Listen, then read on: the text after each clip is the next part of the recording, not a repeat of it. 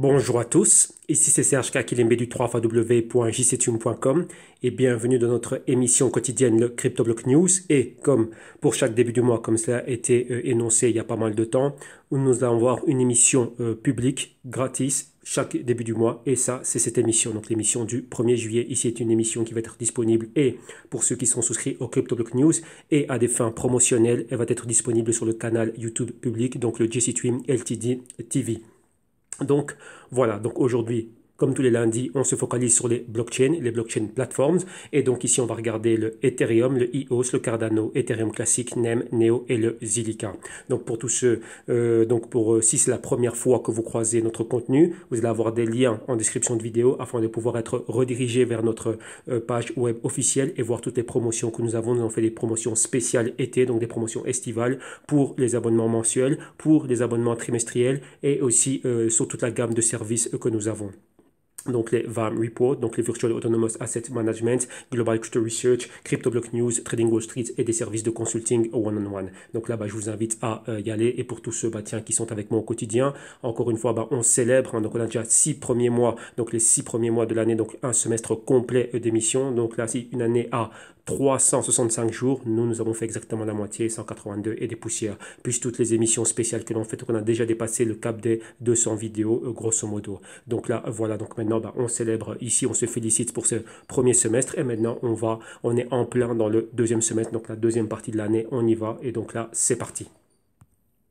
Donc, bien évidemment, un grand merci à Nadi pour sa contribution aux news. Et avant de commencer nos avertissements, comme tous les jours, donc rappel, cette émission est une source d'information et non une recommandation d'investissement, ni une incitation à recopier là où les opérations et toute autre stratégie divulguée et ou illustrée dans ce programme. Donc, soyez sûr de bien comprendre les risques associés à l'investissement, au trading, aux négociations et toute opération effectuée avec les cryptos qui sont à rente variable extrêmement volatiles, tout comme le sont aussi d'autres actifs ou produits financiers, les futurs, les options et les CFD, donc tout ce qui est produits dérivés. Donc, assurez-vous de toujours prendre vos décisions sur base d'éducation financière, faites vos recherches, analyses et investigations avant de vous exposer et ayez conscience que votre capital est en risque. Aujourd'hui, on a une émission qui est vraiment super cool. On sent que c'est l'été, donc il n'y a pas grand chose à se mettre sous la dent, mais néanmoins, on va pouvoir mettre l'accent sur pas mal de choses, des choses plutôt techniques et psychologiques. Donc là, quelle est la psychologie dans laquelle nous sommes en train d'opérer? Et l'environnement actuel de cet écosystème crypto. Alors on commence en regardant ce qui se passe au niveau du top 10. Qu'est-ce qu'on constate? On constate maintenant que le Bitcoin est en dessous bien évidemment des 12 000 $, en dessous des 11 000 $ et ici de retour vers la zone des 10 000 $.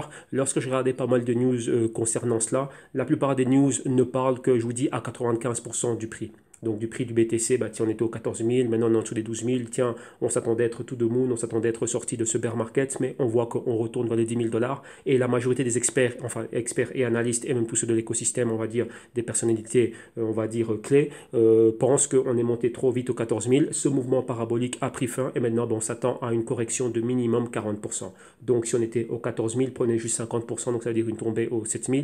Mais ici, lorsqu'on parle de 40%, c'est déjà assumé qu'on va pouvoir voir un prix du BTC en dessous des 10 000 $. Donc voilà en gros ce que l'on a. Donc vous voyez que déjà, on commence le mois avec, comme vous voyez dans les dernières 24 heures, tout est dans le rouge. Et ici au niveau weekly aussi, on commence la semaine très fort et tout est dans le rouge. On voit ici IOS qui perd pratiquement à 20%. Donc voilà ce qu'on voit avec tout le momentum ici. Donc là, tous les patrons sont identiques. Toutes les cryptos sont dans le rouge. Donc lorsqu'on poursuit, on voit qu'on a une market cap au moment de la rédaction de ce document, donc plus ou moins dans la zone des 300 milliards de market cap. N'oubliez pas, comme on le voit au quotidien, et on a vu que dans les mouvements, donc l'écosystème crypto est un écosystème où on voit les capitaux qui sont en train d'évoluer par tranche de 25 milliards, soit à la hausse, soit à la baisse. Donc c'est là qu'on a des niveaux clés de résistance et de support au niveau de la global market cap. Donc ce serait les 300 milliards, 325 milliards, 350 milliards, etc. Vous voyez que maintenant on avait atteint une zone qui était dans les 340, proche des 350 milliards, rejeter, revenir en dessous des 330 milliards, être dans la zone des 325 milliards, rejeter cette zone et maintenant vous voyez qu'on est dans la zone du support des 300 milliards. Donc là au niveau de la market cap, et d'un autre côté on voit que la dominance du Bitcoin qui était près de 62%, toujours très élevée au-dessus des 60%, mais maintenant elle est légèrement en dessous des 61%. Ce qui signifie que pour chaque dollar qui rentre dans l'écosystème, nous avons pratiquement 61 cents qui vont dans le BTC. Et lorsqu'on regarde le panorama, on voit que c'est vraiment rouge sanguinaire pour le BTC, le Litecoin, le Neo, etc. etc. Donc ça, ce sont dans les dernières 24 heures. On note que Ethereum a perdu la barre des 300 $, que le Ripple est en dessous des 40 cents. Bien évidemment, le BTC rejeté les 14 000, rejeté les 12 000 et maintenant flirte avec la zone des 10 000. BCH en dessous des 400 et le BSV en dessous des 200 $. Maintenant, une crypto qui est, enfin deux cryptos qui sont très importantes, comme on a vu, qui étaient des cryptos réellement qui étaient les leaders de ce momentum haussier avant l'entrée en jeu du BTC, enfin le retour de l'entrée en jeu du BTC. C'était le LTC qui était au-dessus des 100 dollars. Rappelez-vous que le halving qui arrive ici au mois d'août. Et on a le BNB qui est toujours au-dessus des 30 dollars. Donc lui aussi, c'est une des cryptos où, comment dirais-je, on voit qu'il y a un retracement très très très léger qui est en train de se faire. Et même pas léger, mais il n'y en a pratiquement pas. Ça, c'est mieux dit. Donc pratiquement pas de retracement qui est en train de se faire. Et là, bah tiens, ça soulève, je ne vais pas dire des soupçons, des soupçons, mais on se dit, bah, tiens, bah, c'est quand qu'un potentiel retracement arriverait avec cette crypto. D'un autre côté, qu'est-ce qu'on constate? Que le Tether est dans le vert. Donc c'est quoi ici? On sort de tout ce qui est crypto, on revend nos cryptos et on se poste ici en stablecoin pour stabiliser nos gains et regarder ce qui se passe. Lorsqu'on jette un œil en euros, on voit qu'en euros, le BTC est proche de la zone des 9000 euros. On voit que le BCH est dans la zone des 350, le BSV en dessous des 200 euros, Litecoin pile poil au niveau des, enfin juste au-dessus des 100 euros, BNB qui a perdu les 30 euros, donc ce niveau psychologique, ETH dans la zone des 250 euros et le XRP en dessous des 35 cents d'euros. Maintenant, commençons et on va avec Ethereum. Donc situation, deuxième, ticker ETH, la semaine dernière c'était des 309 dollars et 40 cents, donc proche des 310 dollars. Maintenant on est tombé, donc ouais, on a perdu ce niveau psychologique des 300 dollars, on est aux 286 dollars et 64 cents. Market cap est passé d'une zone proche des 33 milliards, donc c'était exactement 32 milliards et 990 millions, pour tomber aux 30 milliards et 590 millions. Dans les dernières 24 heures, c'est moins 4,08. Weekly, c'est moins 7,3. Mensuel, ici, c'est pratiquement du plus 7%. Et trimestriel, plus 82,35. Regardons quelques news. Qu'est-ce qu'on a? Comme je vous l'ai dit, on a une mission qui est vraiment très light. Il n'y a pas grand-chose à se mettre sous la dent. Mais on va regarder qu'est-ce qui se passe au niveau des développeurs Ethereum. Pourquoi? Ça, c'est très important. Rappelez-vous qu'en 2018, il y avait les actualisations clés, donc le Saint-Pétersbourg et le Constantinople, maintes fois repoussé, maintes fois reculé, plus tout le travail qui est en train de se faire, donc des solutions de couche 2 pour mettre la blockchain à l'échelle, donc là, l'évolutivité, faire beaucoup plus de transactions par seconde, donc on parle de plasma, des beacons, charging, etc., Casper et tous ces genres de choses. Qu'est-ce qu'on voit maintenant? On voit que maintenant, il y a toujours un problème au niveau des développeurs d'Ethereum. Rappelez-vous qu'Ethereum est scindé en trois factions. On a la faction des rechercheurs, Vitalik Buterin et 4 autres personnes qui sont 5. Ensuite, on a les développeurs, donc ceux qui vont développer les codes de tout ce qu'eux, ils ont recherché, et les implémenteurs, ceux qui vont implémenter tout cela à hauteur de tel ou tel bloc dans la blockchain à un moment bien déterminé. Maintenant, on voit qu'il y a un problème au niveau des développeurs. Et pourquoi? Donc là, regardons en gros ce qu'il y a. Rappelez-vous qu'on a déjà vu qu'il y avait pas mal de problèmes avec Vlad Zamfir, donc il fait partie du noyau des rechercheurs, donc du top 5 des rechercheurs, aux côtés de Brian, de Vitalik, de Carl et de Justin. Et d'un autre côté, on a les développeurs. Maintenant, il y a un problème ici au sein de la fondation, mais ce n'est pas quelque chose qui, réellement, pour lequel on a énormément d'informations. Il y a très peu de choses qui filtrent, donc c'est très opaque. Mais bon, ici, on a quelques petits fragments, et donc là, on va tenter de les commenter. Donc la question clé est, que se passe-t-il avec les devs Ethereum? Donc il y a beaucoup de propositions avec objectif d'améliorer le réseau Ethereum, rappelez-vous, mise à l'échelle, etc. Et il y a différentes, comme Homestead et Metropolis, et plus tard le Serenity. Donc là, c'est ce qui devrait arriver ici fin 2019, début 2020. Donc la communauté des développeurs est active, l'amélioration du code source d'Ethereum est si active qu'elle éclipse celle de Bitcoin et d'autres plateformes à haut débit telles que Tron et IOS. Donc on parle beaucoup de tout ce qui se passe au niveau du développement Ethereum. C'est une grande communauté de développeurs, bien évidemment. Et donc, qu'est-ce qu'on voit? On voit que les développeurs principaux assurent le leadership, et on a Afri Scruden en était un. Donc il a quitté Ethereum abruptement tôt cette année à cause d'un meme. Donc là, vous voyez que ce sont des raisons, voilà, ce sont les raisons qu'on nous donne, mais réellement, qu'est-ce qui se passe là-bas? Donc son départ a ouvert une boîte de Pandore. Les maximalistes d'Ethereum tiennent à souligner qu'il était en train de saboter le développement d'Ethereum et a tenté de promouvoir des solutions de mise à l'échelle tierces, dont Polkadot est l'une des nombreuses autres propositions. Cependant, il y a autre chose à cela. Hormis les allégations superficielles d'Afri qui gênent le développement d'Ethereum, la dépendance à l'égard des individus et leur statut de roi est un problème. Donc qu'est-ce que ça veut dire tout cela? Des personnages comme Vitalik Buterin, Vlad, etc. Donc là, ça a été souvent le cas. Rappelez-vous, il y a une grande communauté, il y a beaucoup de choses qui se parlent, mais il y a ces personnalités qui sont au-dessus de tout, et là, ça génère des problèmes. Problèmes comme quoi? Un problème de centralisation, et qui est une antithèse pour tout ce que représente la fondation blockchain. Pourquoi est-ce que cela est un problème? Regardez, par exemple, si on prend le Bitcoin, Satoshi Nakamoto, là, elle ou les personnes l'ont créé, ils ont disparu. Même ceux de Dogecoin, Jackson Palmer a créé Dogecoin, il a disparu, il laisse le projet. Ce qui fait que le projet est réellement dans les mains de la communauté pour tout ce qui est en train de se passer. Bitcoin, c'est un autre cas d'histoire, mais vous voyez qu'on n'a pas cette centralisation. Il y a juste un mystère, donc ça aussi, ça génère pas mal de buzz pour savoir qui est Satoshi Nakamoto. Mais mis à part les querelles internes entre les différentes factions, vous voyez ce qui a mené à la bifurcation avec le BSCH et ensuite avec le BSV. Le projet, on peut dire, oui, c'est un des projets qui est vraiment décentralisé. Même dans Ethereum, vous voyez qu'on a des personnages clés, des personnages influents, On les voit souvent, on sait qu'il y a des conflits internes, enfin on le sait, bien qu'on on ne le dise pas et bien que, comment dirais-je, ce genre de news ne court pas les rues, mais on sait qu'il y a des problèmes internes et donc voilà ce que cela génère. Et maintenant, bah, tiens, on tente de rejeter la faute sur tel individu, mais on voit des départs clés et d'individus. Et aussi, rappelez-vous, depuis qu'on a le Binance Chain et avant ça, depuis qu'on avait le Tron Chain, Stellar Chain et Yoast Chain, il y a eu des départs d'applications et qui ont migré vers ces nouvelles blockchains. Donc ça aussi, c'est quelque chose de clé ici. Donc voilà ce qu'on peut commenter par rapport à cela. On poursuit maintenant et on voit justement le Polkadot et on voit que le cofondateur d'Ethereum clôture la vente de jetons Polkadot avec une valorisation de près de 1,2 milliard de dollars. Donc la Web3 Foundation a conclu une vente privée de jetons pour financer le développement de Polkadot, l'ambitieux projet d'interopérabilité des chaînes de blocs lancé par le cofondateur d'Ethereum, Gavin Wood. Donc il y a pas mal de cofondateurs, hein, Joseph Lubin, Vitalik Buterin, Gavin Wood, et je pense qu'ils sont 4 ou 5 personnes. Mais bon, voilà, c'est l'un d'entre eux et lui, il soutient le Polkadot.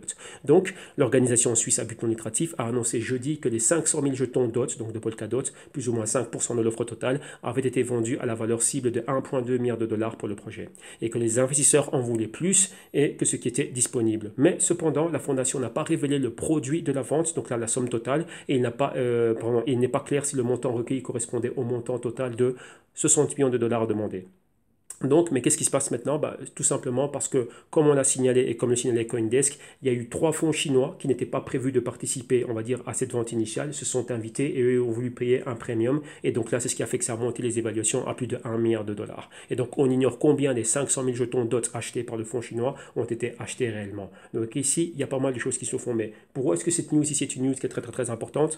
D'un côté, on voit qu'il y a des projets, on voit qu'il y a des personnes qui sont à la tête de ces projets qui réellement, ont pas mal de projets satellites. Donc rappelez-vous, ici, c'est tout ce qui tourne toujours autour d'Ethereum. Mais réellement, on voit qu'il y a des conflits d'intérêts. Quand je dis conflit d'intérêts, il faut bien comprendre ce que je veux dire par là. Je veux dire qu'il y a des choses qui se passent à un très haut niveau et on voit des grosses entités qui ne sont pas là réellement pour le côté social des cryptos, mais qui sont là pour des besoins et des devoirs fiduciaires par rapport à leurs investisseurs dans leurs fonds. C'est-à-dire quoi? Ils investissent dans des choses qui vont rapporter dans le futur. Donc là, voilà exactement ce qui est fait. Et donc on utilise la plupart de tous ces projets satellites. D'un côté, bien évidemment, on peut se financer, mais réellement, lorsqu'on fait appel à des entités ici qui sont là, à but lucratif, donc pour faire des profits. Donc là, réellement, vous voyez qu'il y a ce genre de choses. Donc maintenant, rappelez-vous que les blockchains veulent être décentralisées et transparentes. Donc la communauté doit savoir qu'est-ce qui se passe ici et là. Voilà pourquoi on a des fondations. Mais maintenant, vous voyez qu'il y a des ventes qui sont faites au niveau privé pour lesquelles on ne sait pas exactement quels ont été les montants exacts. Il n'y a rien qui a été divulgué, on va dire, au niveau de la transparence, hein, donc des papiers officiels ici et ça. Mais on voit qu'il y a des montants faramineux qui sont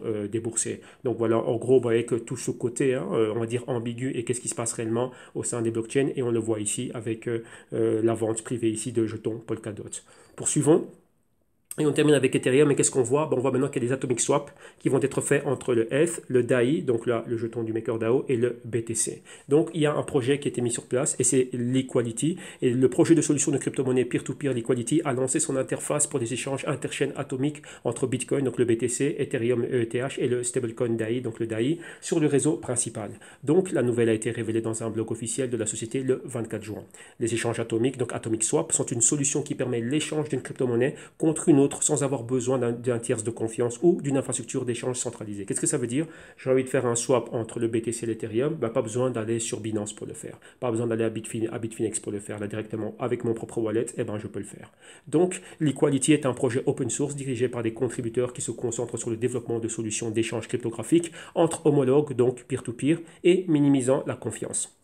Donc, comme on dit en anglais, trustless. Sans lancement de l'interface de liquidité atomique alpha, permettra aux utilisateurs de permuter directement, donc de swapper directement du BTC, de l'ETH et du DAI depuis leur portefeuille crypto, Ledger ou même MetaMask. Donc lors de l'implémentation de la solution, Liquality note que les utilisateurs conservent leurs clés privées, ce qui élimine apparemment les risques liés à la conservation et optimise leur confidentialité et leur souveraineté financière. Donc là, voilà en gros ce qui est fait. Et voilà tout ici pour Ethereum. Comme je dis, on sent vraiment qu'on est en période estivale. Alors maintenant, on va se focaliser sur l'aspect technique. Qu'est-ce que l'on voit techniquement réellement? Donc techniquement, comme nous on l'a analysé depuis pas mal de temps, on voit qu'on était parti d'un niveau bas, donc les bas de novembre-décembre, rappelez-vous, après les événements du 15 novembre 2018, et on est tombé ici aux alentours des 83 $. Depuis là, vous voyez comment on s'est repris pour atteindre la zone ici des 350, 360, 361,92 exactement à partir de Bitfinex, et on voit que là, c'est quoi? C'est notre fluctuation de prix, comment dirais-je, totale. Hein. Donc on est parti des bas vers les hauts, on a mis notre Fibonacci comme vous le voyez à l'écran, et on est parti, on était en dessous de toutes les moyennes mobiles. Donc ici, premier nuage de moyenne mobile, 4 semaines, 8 semaines, 13 semaines. Deuxième nuage, 21 semaines et 26 semaines, on les a perforés. Ensuite, 39 semaines, vous voyez ici ce temps d'hésitation, donc marquer une résistance, perforer ce niveau. Le spread entre 39 semaines et 52 semaines comblé. Vous voyez ici, est tenté d'être au-dessus de 52 semaines, clôturer juste en dessous, perforer cela et aller vers le haut. Vous voyez qu'à chaque fois, on comble les écarts qu'il y a entre les différentes moyennes mobiles. Et ici, de 52 semaines à 104 semaines, ben voilà, chose qui était presque faite. Donc, on est dans la zone. Rappelez-vous que les probabilités nous amènent dans des zones d'action. Donc là, c'est la zone d'action, 350 $, 375 $. Maintenant, qu'est-ce qu'on voit? Ben, fluctuation max et on commence à avoir un retracement. Potentiel du retracement par rapport à ces 100%, ce serait les 50% de retracement. Donc, retomber dans la zone des 225, 220 $, en dessous des 250 néanmoins. Et c'est quoi cette zone? Ben, d'où on est parti au 15 novembre. Donc, si cette zone ici, vous voyez, c'était un ancien support. Maintenant, on vient encore le retester, enfin, support ici. Maintenant, là, c'est devenu une résistance. Retester brièvement ici comme support, remonter, mais maintenant vu la volatilité, on pourra encore revenir retester ça comme support. Donc voilà exactement ce à quoi on s'attend. Pourquoi on s'attend à cela? Un, l'écart que l'on a par rapport au moyen mobile, le prix était ici, donc ce pointeur haussier, donc ça nous montre, à un moment donné on était super haut dans la zone des 360 $, on était éloigné des moyennes mobiles, et rappelez-vous que chaque X temps, on a une interaction avec les moyennes mobiles, qu'on soit à la baisse, comme vous le voyez ici, ou qu'on soit à la hausse. Donc maintenant on s'attend à quoi? Ben, déjà la première interaction qui a été faite avec la moyenne mobile de 4 semaines, on s'attend à toucher celle de 8 semaines, et revenir retester celle de 13 semaines. Vous voyez que 13 semaines est en convergence dans la zone des 225 $ avec la moyenne mobile de 52 semaines. Et ici, on voit qu'il y a un autre nuage de moyenne mobile qui s'approche. Donc avec les moyennes mobiles de 21, 26 semaines et 39 semaines. Donc là, ce serait le support. Hein, donc ce grand nuage ici de moyenne mobile. Donc qu'est-ce que cela signifie? Cela signifie que nous, si on a ceci, on voit exactement notre tendance haussière. Donc résistance, support, support, support, on décolle. Presque résistance, maintenant on reviendrait ici. Si on se pose sur ce niveau, donc la zone est 225 $, là on pourrait rebondir, donc avoir un A, B, C, D haussier et maintenir notre tendance haussière, c'est positif. À partir du moment où on perfore cette zone, eh ben, vous voyez que là directement, bon, on a quoi? Ben, là on pourrait aller bien plus bas. Et d'un autre côté, qu'est-ce qu'on voit? On voit que le niveau dont on était rejeté, on va dire au plus haut dans la zone des 260 $, c'était cette zone ici, où au niveau du stochastique, on était en surévaluation. Convergence entre le pourcentage K et D du stochastique, pourcentage D qui est la moyenne rouge qui passe au-dessus de la bleue, avec une inclinaison de 45 degrés vers le bas, on repénètre la zone de buy side au-dessus du marqueur 50 du stochastique. Donc si maintenant on maintient cette divergence entre ce pourcentage K et D et qu'on perfore le marqueur 50, qu'on retombe ici en sell side et pourquoi pas ensuite en sous-évaluation comme c'était le cas ici, là on pourrait bien et bien voir cette trajectoire baissière et le volume baissier, comment dirais-je, augmenter et le mouvement baissier se matérialiser et aller vraiment vers des prix plus bas. Target pour nous qui est une target saine à partir de laquelle on espère voir le prix rebondir. Enfin, il y a des probabilités que le prix rebondisse.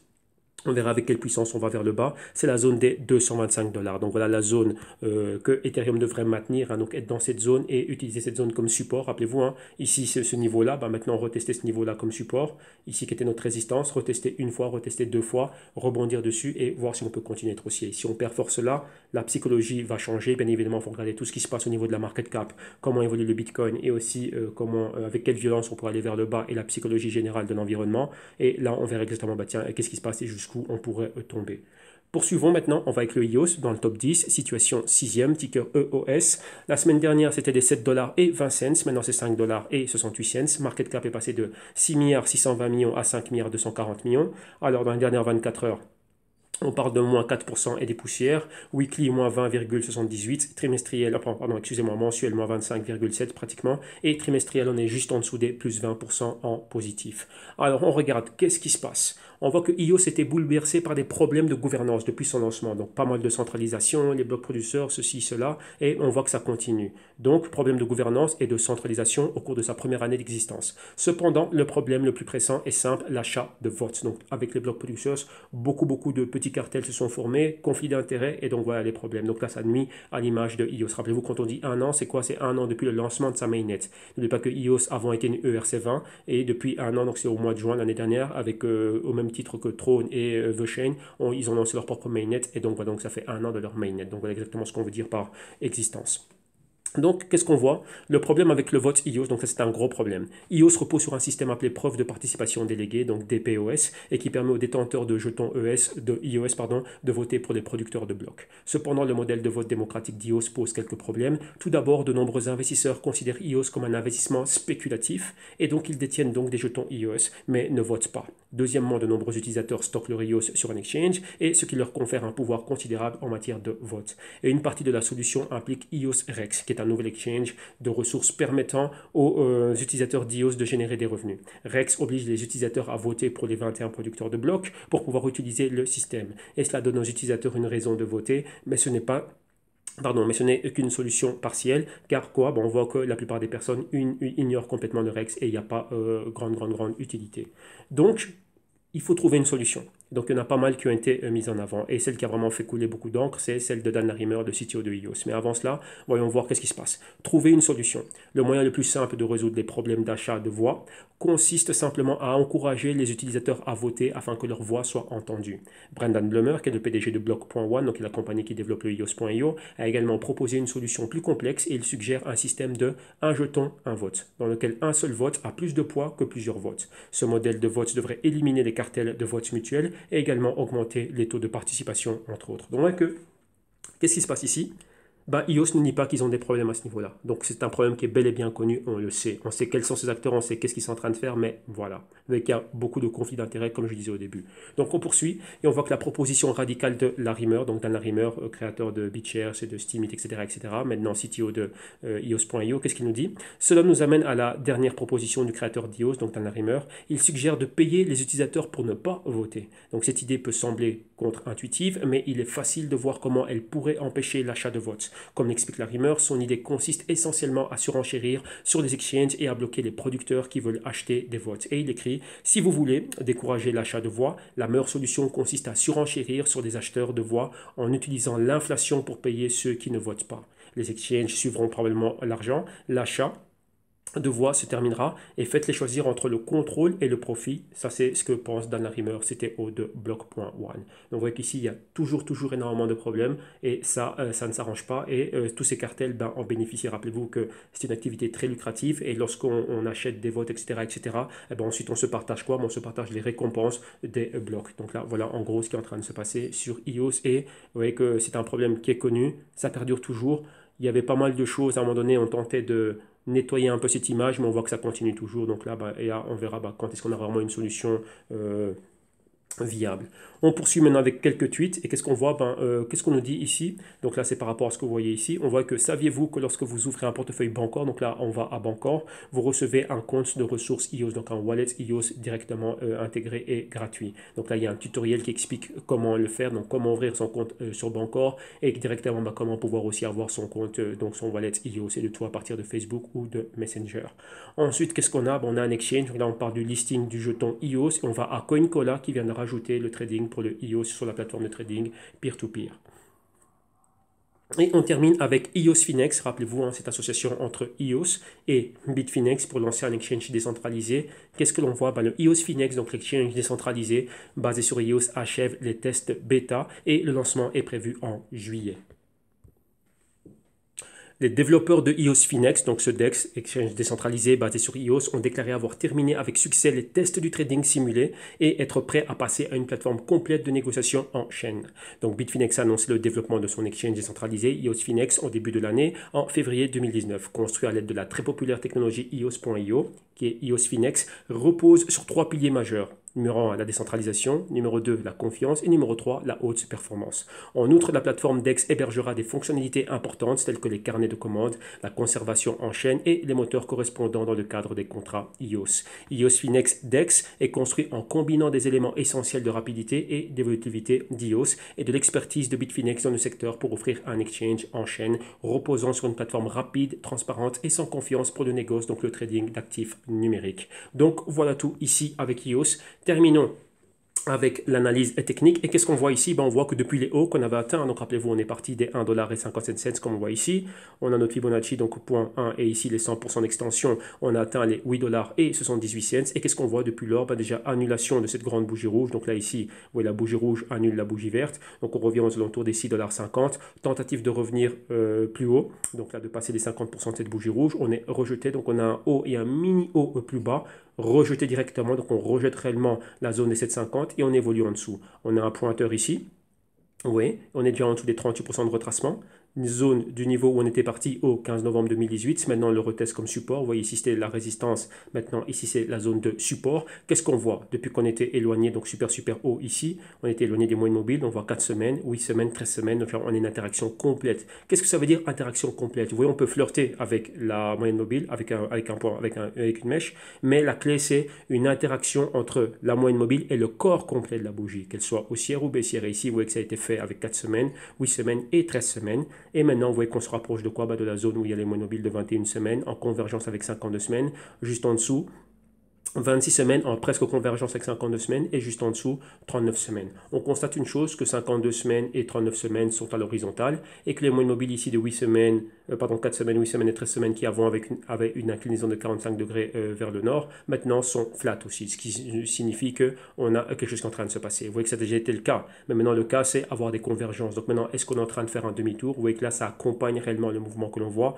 Donc bas, extension haute, point pivot, on repivote et on retourne plus bas. Avec là, avec notre Fibonacci, on voit les 23% de Fibonacci qui ont déjà été pulvérisés, 38% pulvérisés maintenant dans la semaine en vigueur, 50% réellement que sur la target. Regardez bien les niveaux d'où on était. Maintenant, ici résistance et retester cette résistance maintenant comme support, donc la zone des 5 $. Voilà où pourrait aller EOS. Lorsqu'on regarde le stochastique, et bien ici, depuis qu'on était en surévaluation, à la frontière entre le buy side et la surévaluation, on est revenu en valeur juste du côté du buy side, donc au-dessus du marqueur 50 du stochastique. Maintenant, vous voyez qu'il y a le pourcentage K qui plonge déjà en dessous de ce fameux marqueur de 50 du stochastique, donc zone de sell side. Maintenant, le pourcentage D aussi en train de suivre avec une méga divergence. Lorsque cela se produit, on voit que quoi? Tiens, et avec l'inclinaison de 45 degrés vers le bas, on voit qu'il y a des grands mouvements, donc beaucoup de volume baissier. Donc là, c'est ce qu'on voit. Donc target ici, on va dire à court terme, ce sera atteindre les 5 $, mais comme on l'a vu au début avec Ethereum, si ce niveau est pulvérisé, comme ceci. Vous voyez là, on a ce niveau de support. Donc, vous voyez là, ça nous maintient réellement haussier. Vous voyez là, on est pile poil dessus. Si on perforce là et qu'on est en dessous de ce nuage de moyenne mobile, là, on a des zones clés. Donc, en dessous des 5 $, des 4 $. Vous voyez des zones qu'on avait déjà atteintes. Et ici, là, ce serait des niveaux clés de prix. Donc, ce serait aller de surévaluation, comme on a vu ici, et tomber en zone de sous-évaluation. Et donc là, on verra cette sous-évaluation à quel niveau de prix elle équivaut. Mais en toute, pour apporter une conclusion ici, c'est déjà que le mouvement est baissier. On voit que là, comment dirais-je, le demi-tour a commencé. Donc le retracement a commencé. Maintenant, le retracement ici peut transformer en correction. Rappelez-vous, comme je dis au début, psychologiquement, on s'attend à avoir des corrections de minimum 40%. Donc là, vous voyez qu'ici, par rapport au haut, on y est déjà. On a déjà passé cela. Mais maintenant, la chose la plus importante, ce que tout le monde attend, c'est qu'est-ce qui se passe avec le Bitcoin maintenant qu'il a récupéré le leadership du mouvement haussier. Rappelez-vous, on parlait beaucoup de oui, fin du bear market, tout de moon autrefois. Enfin, une fois encore. Et là, maintenant, on voit qu'on est en train de faire demi-tour. Donc là, tiens, les avis et les sentiments sont très mitigés. Et d'un autre côté, on a les cryptos qui avaient commencé le mouvement haussier, donc Litecoin et BNB, qui sont aussi très élevés, et on s'attend aussi à pouvoir voir des corrections, retracements, et pourquoi pas corrections avec ces cryptos, chose qui n'arrive pas. D'un autre côté, Litecoin, qu'est-ce qu'on a? C'est que le halving qui arrive ici au mois d'août, donc là, c'est ce qu'il faut aussi, qu'il y a ce momentum haussier pour le Litecoin, donc au niveau de tout ce qui est l'engouement, donc le buzz, la psychologie, concernant cette crypto en particulier.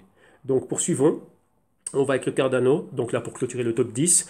Ticker ADA, la semaine dernière c'était 9 cents 73, maintenant c'est 8 cents 24, donc clairement on voit qu'on est plus bas. Market cap est passé de 2 520 millions à 2 140 millions. La dernière 24 heures c'est moins 2,70, weekly moins 15,04, mensuel pratiquement du moins 13% et trimestriel plus 3,56. Qu'est-ce qu'on voit ici? Qu'est-ce qu'on a comme news? Rappelez-vous, enfin, je le dis, pour ceux qui étaient en interne et donc là, pour tous ceux du canal public, on avait commenté ce genre de choses. C'est quoi? C'est qu'il y avait pas mal de problèmes avec EOS et Tron. Il y avait une boîte on-chain qui avait fait une analyse, donc avec leur algorithme, etc. Ils se sont rendus compte qu'après analyse de l'activité sur les réseaux EOS et Tron, il y avait beaucoup de bots qui étaient en train de générer des volumes, enfin des faux volumes dans les applications, pratiquement de casino, de jeux, etc., mais surtout sur EOS. Donc, ce qui fait que maintenant, déjà, avec cela, donc des faux volumes, et d'un autre côté, enfin, supposé un faux volume, et d'un autre côté, avec les problèmes de gouvernance, c'était plus réellement cette blockchain qui réellement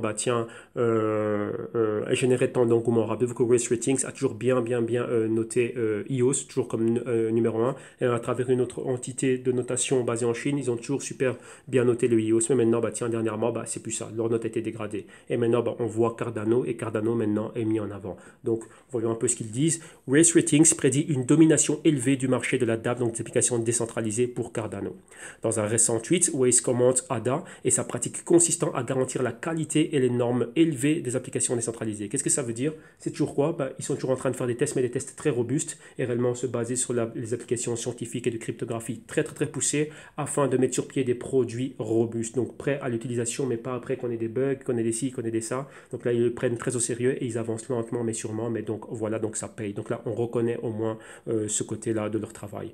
Et le tout en prédisant un succès plus tangible dans le secteur. Selon le tweet, l'engagement d'ADA en faveur de code hautement sécurisé et de tests approfondis avant la publication signifie que les 10 apps reposeront sur une base solide, donc une blockchain solide. Donc l'accent mis sur la sécurité lors de la transition vers le proof of stake est unique dans le projet. Ces caractéristiques peuvent assurer sa durabilité et sa domination du marché une fois que le tout va être lancé. Rappelez-vous, on avait vu qu'ils ont leur langage, le Shelly, le testnet et tout ça qui est prêt maintenant à mettre les stratagèmes de staking en avant. Donc Cardano avance lentement mais sûrement, donc là je me répète encore. Maintenant on va voir quelques déclarations du PDG de IOHK, donc Input Output Hong Kong, donc monsieur Charles Hoskinson, et qu'est-ce qu'il dit? Il pense que le ADA dépassera le Libra Coin de Facebook. Rappelez-vous que le Libra Coin de Facebook fait aussi la une, l'entrée de Facebook maintenant, tiens, on voit cela, c'est très mitigé, certains disent oui c'est un plus, c'est bien pour la cryptosphère, beaucoup le voient comme un plus, vu que Libra vient avec un wallet qui s'appelle Calibra, et à travers ce wallet, tiens, il y aura aussi d'autres cryptos qui vont être intégrés, ce qui fait que ça va exposer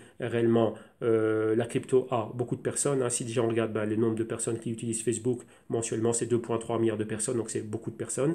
Et d'un autre côté, pour certains, on voit que tiens, ici, là, c'est un piège et c'est négatif pour les cryptos. Mais maintenant, Charles Hoskinson nous donne son point. Et selon Charles Hoskinson, la plateforme de monnaie ADA a encore une longueur d'avance sur Facebook dans les marchés émergents. Rappelez-vous que lorsqu'on parlait de la crypto de Facebook, ils pensaient implémenter cela dans leur système WhatsApp, Messenger et Insta, etc. Mais surtout WhatsApp et Messenger ou en Inde, vu l'utilité là-bas. Donc là, marché émergent clé. Donc ces commentaires interviennent même après que Facebook a officiellement lancé son prochain projet. Donc là, c'est le white paper qui a été lancé, donc là de la Libra. Et chose qui a suscité beaucoup de battage médiatique ces dernières semaines. On poursuit et qu'est-ce qu'on voit? On voit que les marchés émergents sont là où la crypto-monnaie est importante. Et Hoskinson a ajouté, quand je regarde le monde développé, je m'en fiche. C'est un système très réglementé et, dans de nombreux cas, un système truqué. Si je décide de rivaliser avec une entreprise de technologie, donc là il pense aux grands, et ils peuvent simplement me faire échouer par le biais de réglementation. Donc rappelez-vous que je vais toujours parler de cela, qu'il y a beaucoup de lobbying qui est en train de se faire, et ça c'est au niveau de Washington. Donc pour les intérêts des corporations et de leurs shareholders, ils vont influencer ici, les décideurs, etc. Donc là on peut court-circuiter certains projets et être mis en avant. Regardez bien ce qui se passe au niveau des États-Unis, surtout dans l'État de New York, avec le problème qu'a eu Bitfinex. Ensuite, on a vu le projet Kik attaqué par la SEC et beaucoup d'exchanges nord-américains, principalement Bitrex, ont commencé à délister pas mal de projets. Pourquoi? À cause des problèmes de régulation. Donc, ils n'ont pas envie qu'on vienne leur taper sur les doigts. Mais que tout ça, ce que Charles Hoskinson dit, c'est bel et bien vrai, on le voit et ça se passe. Alors, on poursuit. Et on regarde un peu l'écosystème Cardano, comment il s'améliore. On a le ADA Lite, propose des achats ADA instantanés avec carte de crédit. ADALite.io offre maintenant la possibilité d'acheter instantanément un ADA avec une carte de crédit ou toute autre crypto-monnaie. Ce service est fourni en coopération avec CoinSwitch. Des frais de 1% sont facturés pour tout achat, à l'exclusion des frais de traitement de cartes de crédit pour les transactions à découvert. Et les commissions serviront au développement ultérieur d'ADA Lite comme le shield et le support du stacking. Cette fonctionnalité est disponible via un bouton juste à côté de la balance dès l'ouverture du portefeuille ou directement sur le exchange.adalite.io. Donc voilà, ça c'est déjà intégré dans le wallet. Poursuivons. On termine avec une news qu'on avait déjà vue, mais maintenant, il y a un événement qui accompagne cela. On avait vu que maintenant, un événement qui était organisé par Emurgo. Donc, Emurgo, c'est la boîte qui ramène du business pour le Cardano, comme Consensus le fait pour Ethereum. Et qu'est-ce qu'on voit? On voit que maintenant, le ADA est accepté dans le restaurant de barbecue japonais Yakiniku Tamura, enfin de Yakiniku Tamura.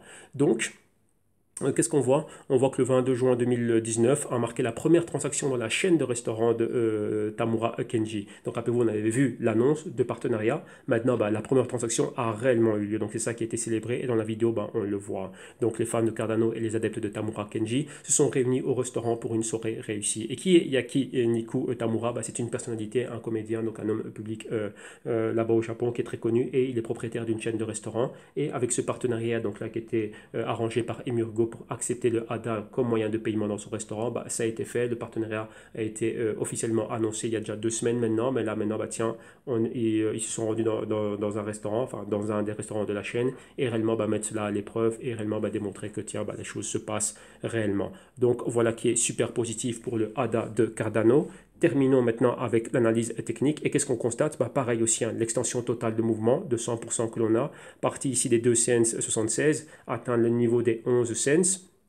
Et qu'est-ce qu'on voit bien évidemment au-dessus du niveau d'où on est parti au 15 novembre 2018, donc passer de sous-évaluation maintenant à surévaluation.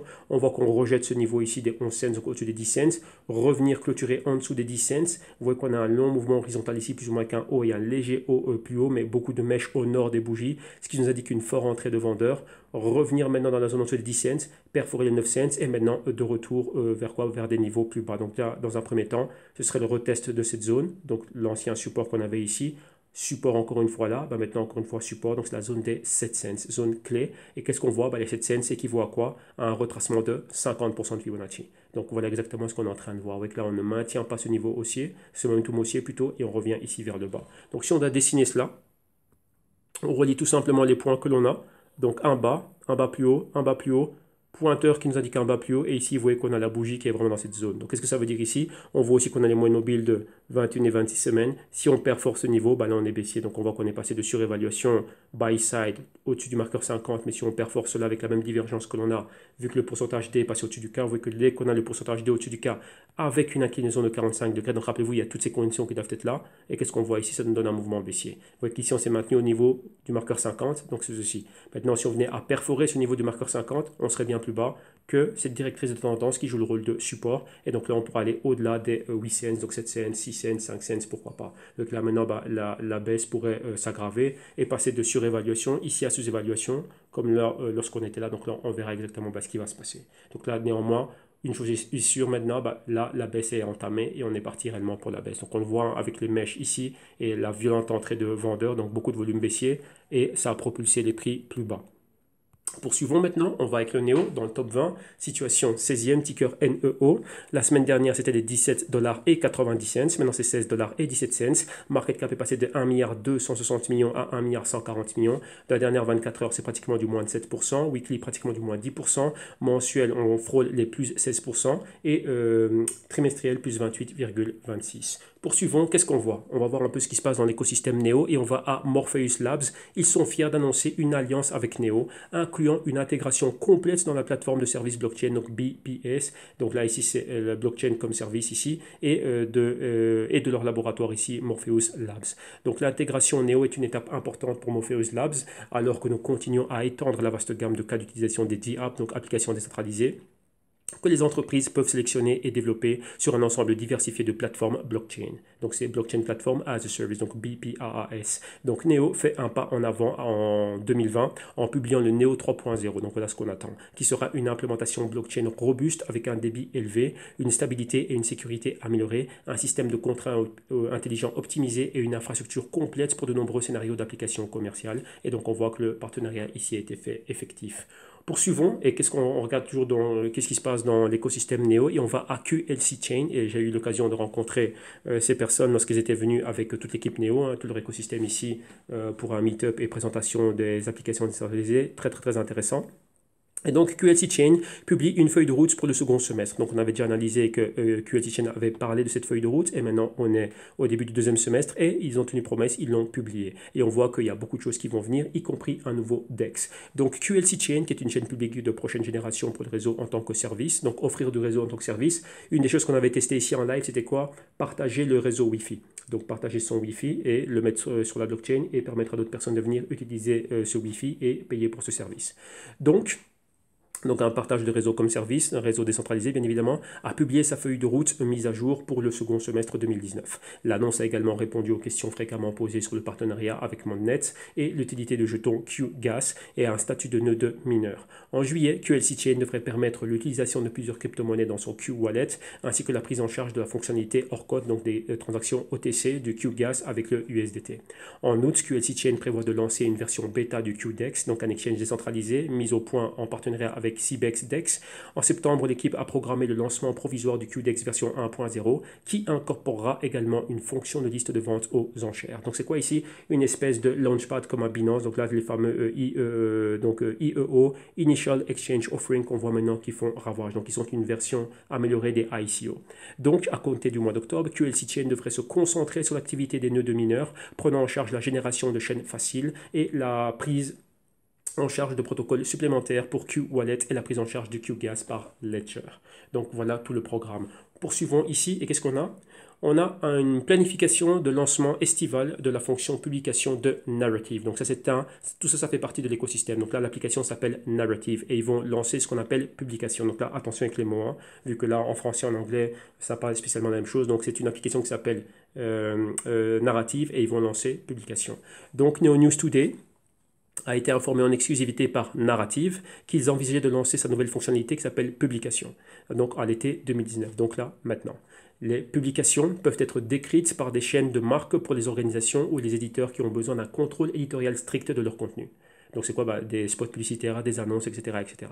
Donc l'application Narrative se décrit comme la revue du monde et permet actuellement aux utilisateurs de publier des articles dans leur journal personnel ou des sujets modérés par la communauté, appelés des niches. Toute personne peut publier du contenu dans les niches qui sont modérées pour garantir que le contenu reste en accord avec le sujet. Et donc Publication, qui est la nouvelle application de Narrative, par contre, ce sont des pages contrôlées par des propriétaires privés. Les publications conviennent mieux aux entreprises, aux entités et ou à des auteurs qui cherchent à créer leur propre blog ou des magazines. Les propriétaires auront la possibilité de définir des autorisations d'administrateurs, d'éditeurs et de rédacteurs pour d'autres utilisateurs de Narrative qui souhaitent contribuer à la publication. Donc voilà tout ce qui est en train d'être fait. Donc là, ils sont en train de révolutionner réellement le monde des magazines et des news, etc., etc. Donc ça va être super intéressant de voir ce que cela va donner. Ensuite, on va à NGD, donc Neo Global Development, a un objectif ambitieux pour les prochaines années. Ils veulent intégrer 2 millions de nouveaux développeurs dans la blockchain de la Smart Economy. Maintenant, pourquoi est-ce que c'est clé ici? Parce qu'on a une personne qui est clé, c'est monsieur John Devados, qui est un ex-exécutif de Microsoft, qui maintenant dirige et est à la tête de Neo Global Development depuis Seattle. Donc, ville où sont basés Microsoft et Amazon, etc. Et qu'est-ce qu'ils sont en train de faire maintenant? Tenter d'avoir un maximum de développeurs et développer beaucoup d'applications ici sur Neo et principalement aussi axé sur tout ce qui est gaming.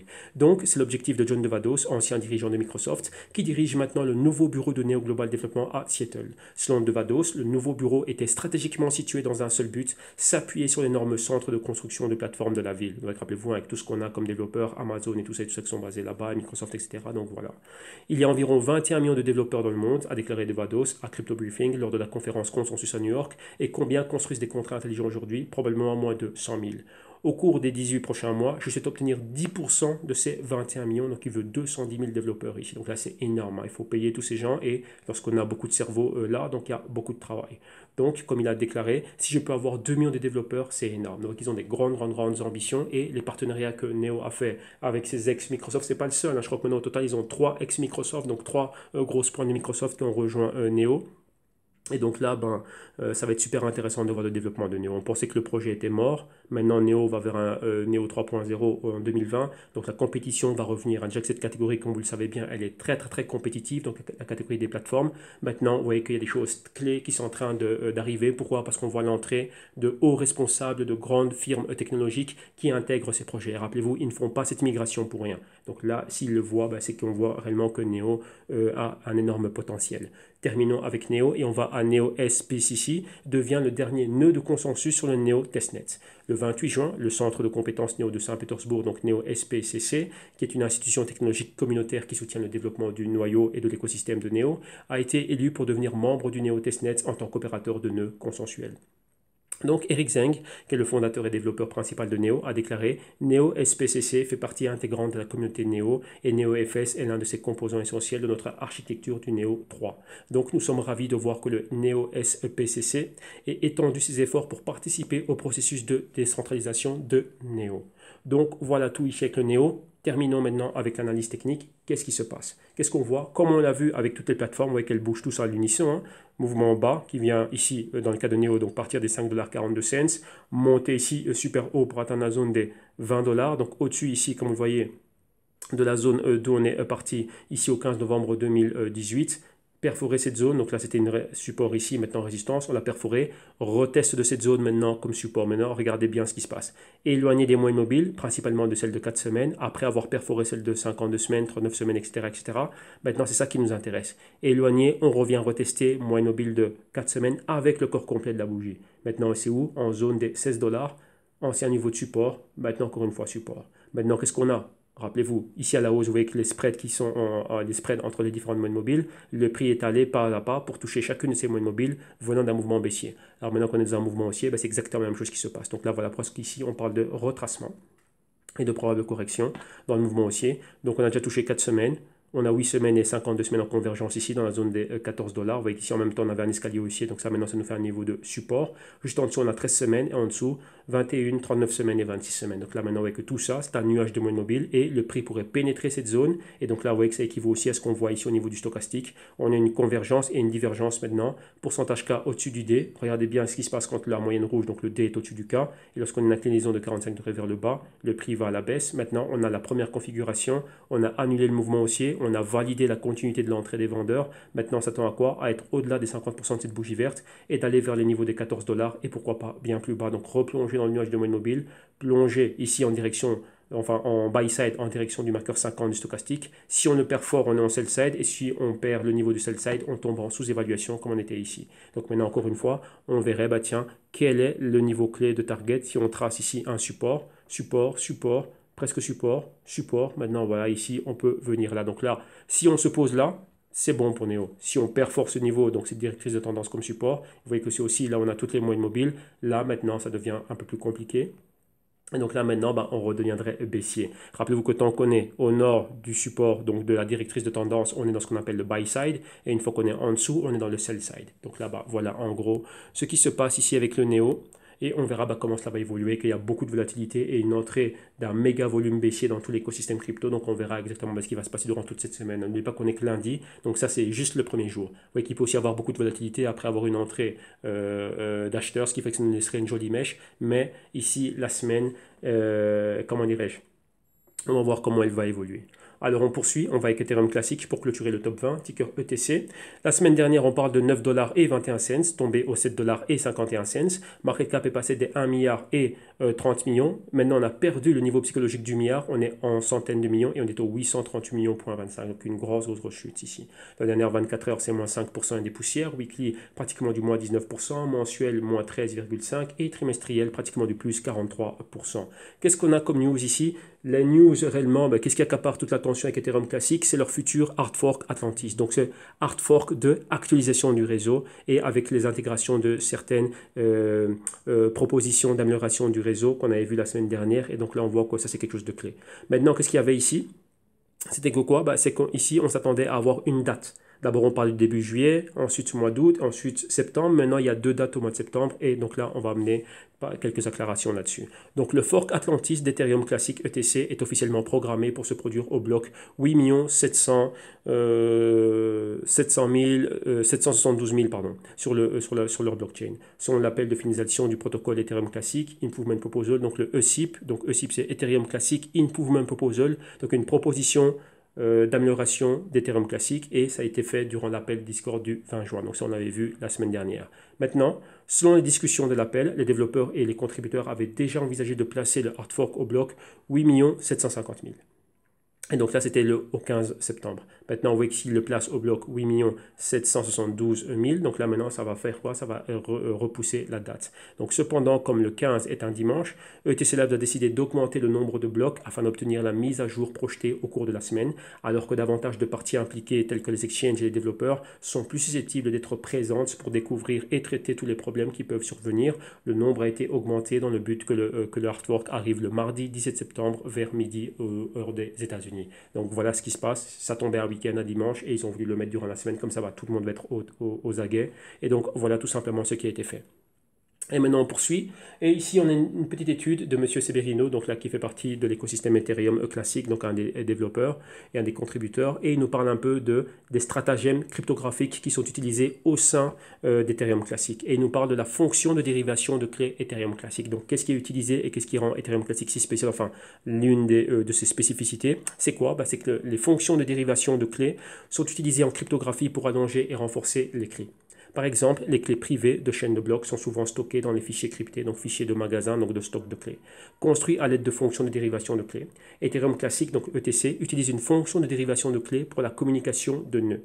Et donc, les bases de ce stratagème sont que la fonction de dérivation de clés ETC étend les secrets en concatenant plusieurs de leurs hachages. Combiné à diverses valeurs de compteurs, il est basé sur les publications spéciales 800-56 du NIST. Et qu'est-ce que le NIST? C'est en français donné Institut national des normes de technologie.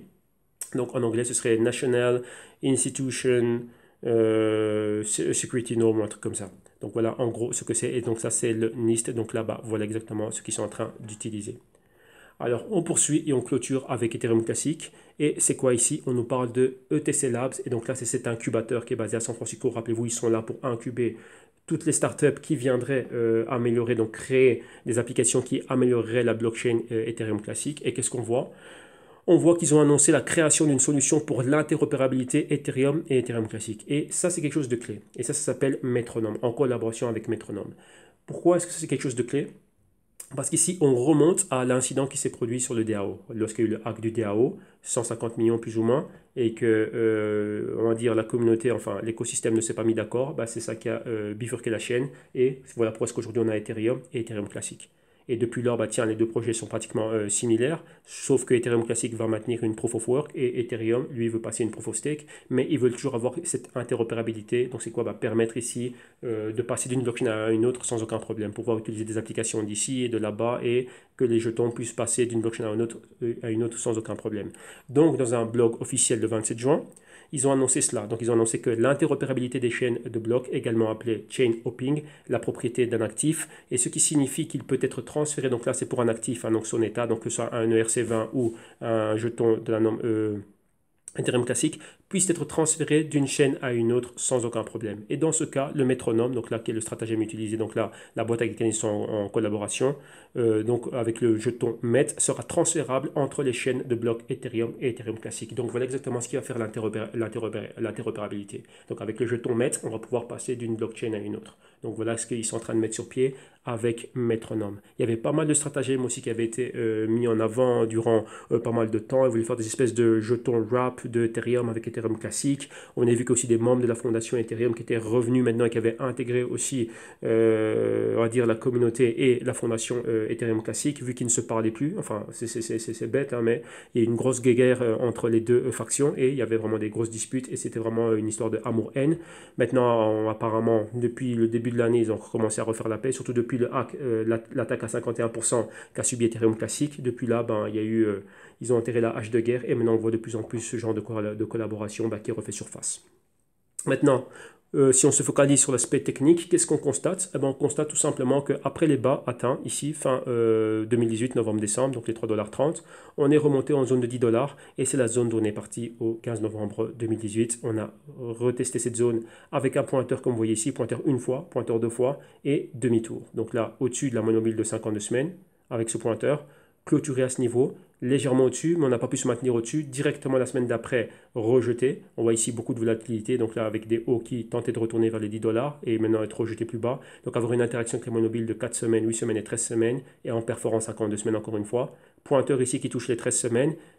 Semaine en vigueur, comme vous voyez cette bougie rouge, c'est la semaine en vigueur. Donc là, on n'est que 24 heures dans la nouvelle semaine. Et qu'est-ce qu'on voit? Directement, on est déjà là. Donc on est déjà en zone pour valider ce pointeur et être au niveau de la moyenne mobile de 13 semaines, donc dans la zone des 7 $. Donc de 10 $ à 7,30 $. Maintenant dans la zone des 7 $, voilà la chute qu'on a eue. Et c'est plus ou moins, on est déjà en dessous des 38% de retracement par rapport au haut que l'on a. Et ici, en route vers les 50% de retracement. Donc là-bas, voilà, on y est avec les 50% de retracement. Sur une zone ici où on avait un escalier haussier, donc un niveau de résistance. Maintenant, ici, c'est un parfait niveau de support. On a le bas du nuage de moyenne mobile, donc 39 semaines, 21 semaines et 26 semaines, donc la zone des 6 $. Si on perforce cela et qu'on est au-delà des 62% de retracement, eh ben là, on est baissier. On regarde le stochastique, il nous indique exactement la même chose. convergence, divergence, pourcentage D au-dessus du K, inclinaison 45 degrés, pourcentage K qui a déjà perforé le marqueur 50, donc déjà en sell side, le D qui est en buy side ici, mais si la divergence continue à grandir et que l'inclinaison se maintient et le parcours se poursuit, eh ben là on pourrait voir quoi? Ben, encore une autre bougie comme ceci et une autre bougie du même type ou une volatilité pareille nous permettrait ici de flirter, de toucher ou d'être en interaction avec la zone des 6 dollars, donc les 61% de retracement. Donc vous voyez que là, ça très vite, on a eu un retournement de situation très rapide, beaucoup de volatilité et maintenant on retourne vers des niveaux bien plus bas. Poursuivons maintenant l'avant-dernière crypto, NEM, situation 21e. Donc vous avez constaté que les cryptos Neo, Ethereum classique, etc. et NEM se suivent, hein, donc 18, 19, 20 et 21. Et on a le NEM maintenant, jeton XEM. La semaine dernière, 9 cents et des poussières, maintenant 8 cents et des poussières, donc juste en dessous des 9 cents. Qu'est-ce qu'on voit? Market cap n'a pas beaucoup bougé, mais passé bien évidemment à la baisse, passé de 814 millions,36 à 800 millions,20. Dans les dernières 24 heures, c'est moins 3,7, weekly moins 1,6, mensuel moins 7,12 et trimestriel plus 19,2. Et donc, qu'est-ce qu'on voit ici? Un cas d'étude a été fait. Donc là, ici, un des membres de NEM nous parle un peu de la blockchain, bien évidemment de leur blockchain, et comment est-ce que les gouvernements et tout ce qui est secteur public pourraient utiliser la blockchain. Donc, découvrons cela ensemble. La blockchain pour le gouvernement et le secteur public. Un cas d'utilisation de la transparence, de la responsabilité et de l'intégrité. Donc, bien évidemment, tout ce que représente NEM. Donc, une vue d'ensemble de ce cas d'utilité. La technologie des chain blocks retient de plus en plus l'attention des gouvernements et des organisations du secteur public du monde entier. La liste des projets pilotes est en train de s'allonger et des pays comme l'Estonie, la Chine, le Danemark, Gibraltar, la Géorgie, l'Inde et Dubaï ouvrent la voie en matière d'exploration et d'adoption de la technologie blockchain.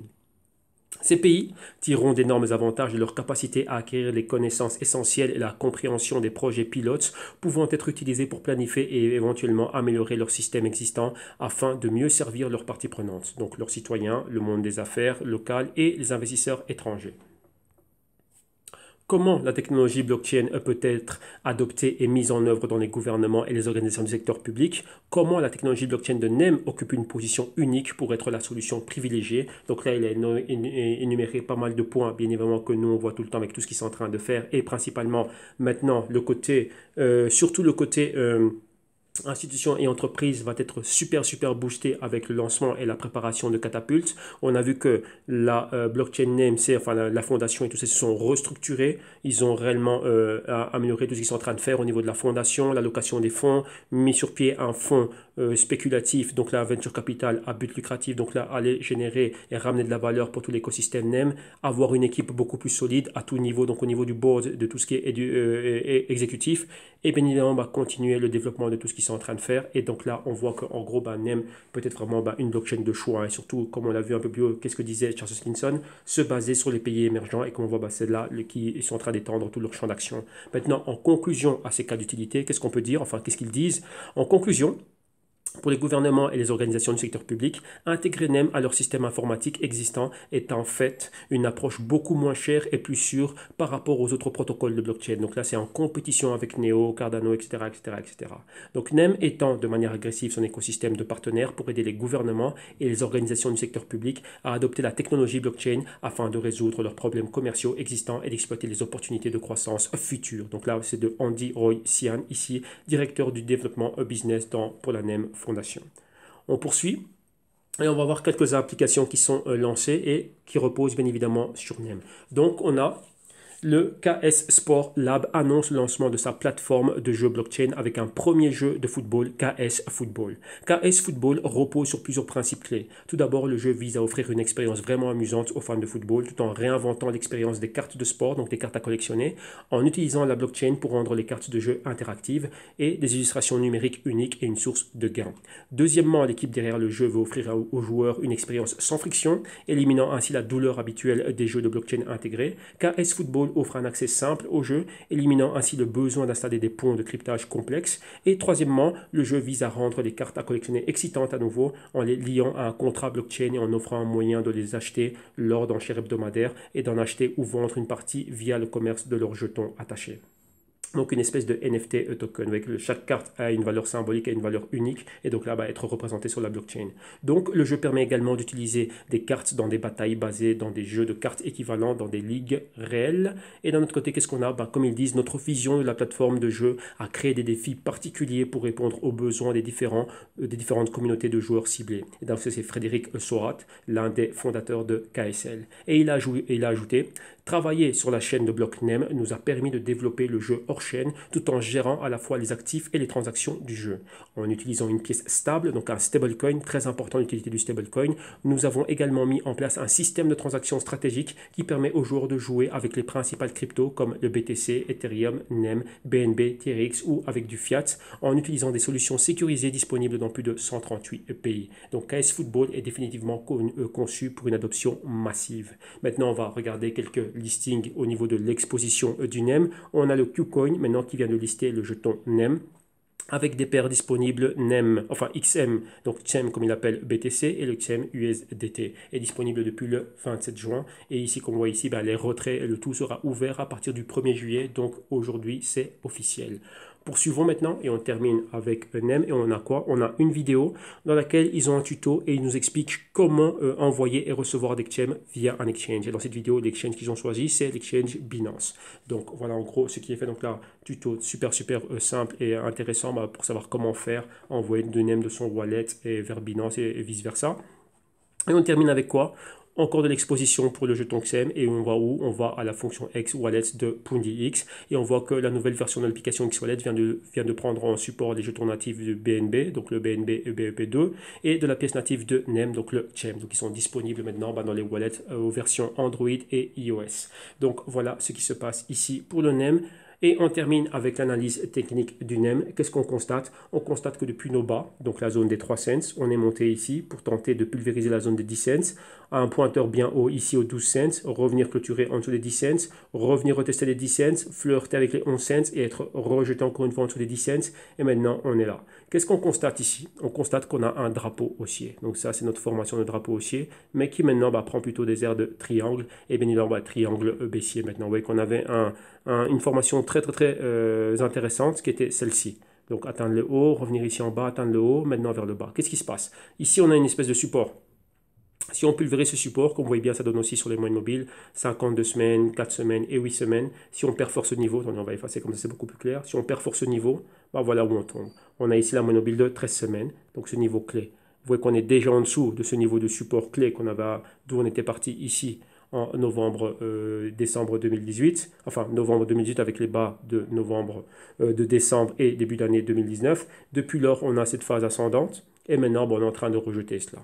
Lorsqu'on regarde cela, on a quoi? Oui, on a ceci. Bon, là, c'est pas tracé spécialement super bien. Voilà, comme ceci. Vous voyez, on a nos niveaux d'où on est parti. Rester proche du support. Maintenant, on s'attend à revenir ici sur cette zone de support. Donc là, excusez-moi, ça c'est plutôt résistance. Et là, c'est la zone de support. Et on s'attend à perforer cette zone pour être en interaction avec le deuxième nuage de moyenne mobile, avec les moyennes mobiles de 39 semaines, celle-ci, 21 et 26 semaines, donc dans la zone ici plus ou moins des 7 cents. Donc si on perfore cela, on pourrait être bien plus bas. Et on voit ici qu'on est en buy side, divergence, juste au niveau du marqueur 50 du stochastique. Si on repénètre dans la zone de sell side et pourquoi pas retourner vers le sell side, pardon, la sous-évaluation, là on pourrait voir des niveaux clés, donc les 5 cents et demi, enfin 6 cents, 5 cents et demi, enfin entre 6 et 5 cents. Donc voilà en gros ce qu'on pourrait voir si tout l'écosystème continue à baisser et que des jetons comme NEM baissent plus vite que d'autres. Et maintenant, on termine avec Zilliqa, qui est éloigné, mais qui est dans la 60e position. Donc, jeton SIL, ZIL. Qu'est-ce qu'on voit? La semaine dernière, c'était 2 cents et des poussières. Maintenant, c'est 1 cent 69. Market cap est passé de pratiquement 178 millions à 146,5 millions. Dans la dernière 24 heures, c'est moins 1,16. Weekly, moins 16,8. Et mensuel, pratiquement du moins 14%. Trimestriel, moins 23,26. Ici, on a une série de tweets et il ne s'est pas passé grand-chose depuis qu'ils ont fêté leur lancement. Pas mal de choses qui avaient été faites. Ça fait 1 an du SIL, etc. Et maintenant, on a quelques tweets pour vous montrer un peu qu'est-ce qui se passe maintenant au niveau des programmes. Maintenant, on a la blockchain. Ils ont lancé les smart contracts ont été activés sur la blockchain. Ils ont un langage solide, le langage Scala. Maintenant, ils veulent beaucoup plus de développeurs. Pas mal de partenariats. On a vu des entités qui commencent à utiliser leurs services, venir propulser des applications. Maintenant, il faut continuer avec le développement. Donc, ils ont des programmes d'incubation de ce qui s'appelle le Seal Hive.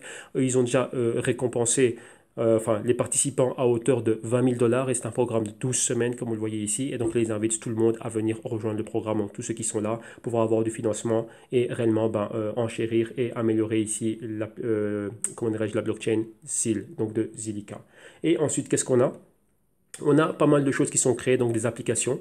Et donc là, des membres de la communauté qui réellement sont en train de plébisciter, de mettre en avant ces applications parce que réellement, elles sont bien faites et ça nous permet, enfin, c'est quelque chose de très, très, très dynamique et le tout se passe sur la blockchain de Zilliqa.